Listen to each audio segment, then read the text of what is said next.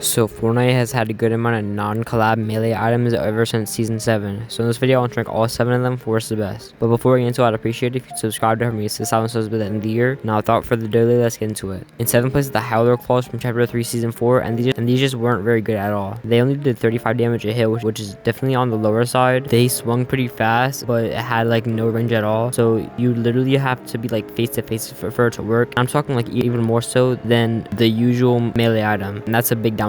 It did 150 damage to structures, so it's pretty good for strong builds, and if you attack there, you can leap for some movement. And there's also a recon ability with a 20-second cooldown, and that's pretty good for knowing where everyone is around you to make sure your rotation is good so you don't get caught off guard. But its low damage and limited mobility is really holding it back, and the only like good and unique thing about it is the recon, and that's pretty much it. In 6th place is the Mythic Sideways Scythe from chapter 2 season 8, and this is a pretty big improvement in pretty much every category. The damage is 50 for the first and second slash, 65 for the third and fourth slash, and 55 for the fifth and sixth slash. So it does way more damage than the last one did, and it definitely has more range. It has a pretty fast smash attack where you do a spin jump in the air, then smash down for a good 65 damage, and you can just spam this attack like very fast for an insane amount of damage. It also has a dash attack that only deals 46 damage from both slashes, but it's not too bad as it's more of a mobility attack than an actual attack, so it gets a pass. Overall, it's very good for just pure damage, but it's lacking in mobility and unique abilities. Also, its delay in between attacks are pretty long, and it leaves you pretty open. In 5th place, the Mythic Typhoon Blade from chapter 6 season 1, and this is an insane jumping quality, and everything here on out were some of the best items in their season. It did 28 damage a hit, which may not sound like a lot, but its attack speed was diabolical,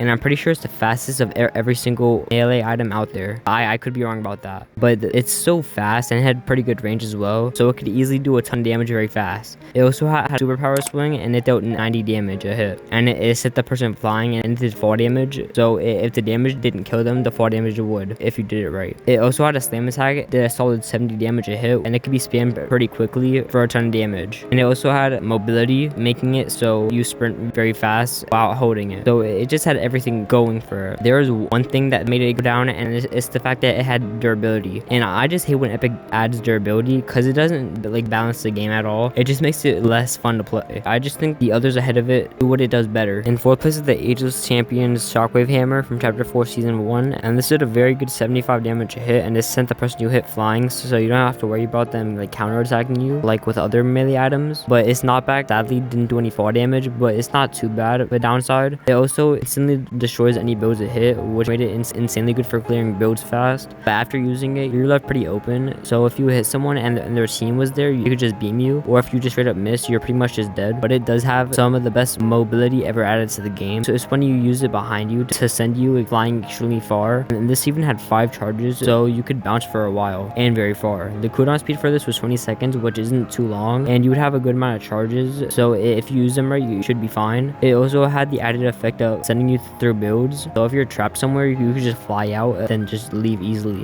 In 3rd place is Megalodon's Night Trophus from chapter 5 season 3, and they just had everything going for them. They had insane damage, doing 55 a punch and 70 to end off a combo, and it also sent the person you hit flying, and it just did great damage. It also had an air punch, and it would do 70 damage, and it would send you flying towards the ground, and so it was pretty hard to evade this attack, so it was pretty much just an easy 70 damage. And the last attack was an uppercut, and it did 60 damage a hit, and it sent the person you hit flying back, but it did no fall damage. This would also send you flying up in the air. It was great for mobility and evasiveness. It had 5 charges and only took 11 seconds to recharge, so you could just use it a bunch and have the charges back pretty fast. Overall, it was an amazing item all around. In 2nd place is Thorn's Vampiric Blade from chapter 4 season 4, and this is a pretty underrated item, and I don't see it talked about that much, and it's a shame because it's such a cool and strong item. It did 35 damage a hit for both of its base slashes, and its second slash would do knockback, and it did do fall damage, so if you position it right, you could kill someone with the fall damage alone, and that's a great bonus. It also had a dash attack that did 60 damage a hit and is very fast, and it was pretty much unavoidable. Overall, its damage was very solid, but it wasn't nothing too crazy. The dash could also be used as mobility, and it would send you very far. It had 3 charges, so you could use it a good bit, and the cooldown speed was only 10 seconds, so you got charges back very fast. Now, all these sound great, but it's nothing too crazy, but the real reason it's this high is because of its insane Siphon ability. It gave you 20% of the health or shield you took from someone, so if you hit them with the dash, you you'd get 12 health back. Each normal swing gave you 7 health back. This was just an amazing ability, and it would make you way harder to kill because every time you hit someone,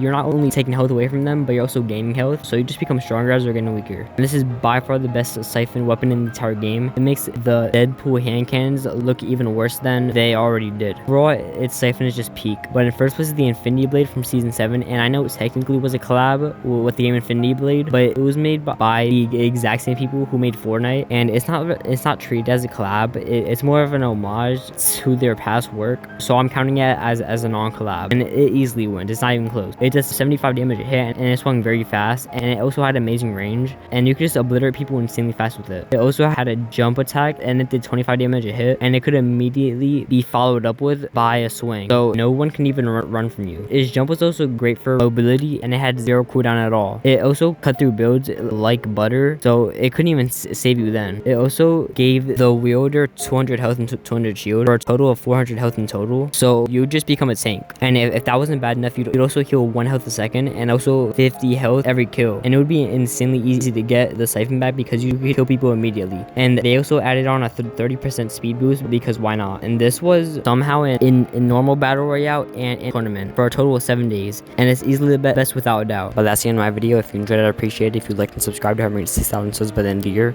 Also comment on the video in the future. And lastly, Cash Henry has some extra money you can get, but let's not find me. Goodbye.